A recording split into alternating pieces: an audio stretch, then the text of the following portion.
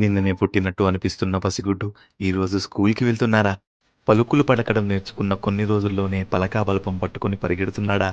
ఆట బొమ్మల్లో ఆడుకున్న చంటి పాపడు బొమ్మ బ్యాగు, యూనిఫాము, షూస్‌తో స్కూల్‌కి వెళ్తున్నాడా?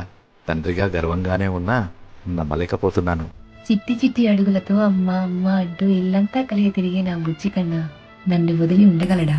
పుట్టిన క్షణం నుంచి ఒక్క గడియ కూడా తను లేకుండా ఉండలేని నేను నా చేతులతో వాణ్ణి పంపుతున్నానా? చిన్న ఏడుపుకే తల్లడిల్లిపోయి పరిగెత్తుకుంటూ వచ్చే ఈ తల్లి మనసు వాణ్ణి ఓ కొత్త చోట్లో వదిలి వెళ్ళగలదా? వాడికి మొదటి రోజు స్కూల్ అయితే నాకు మొదటి రోజే పరీక్ష మొదలైంది.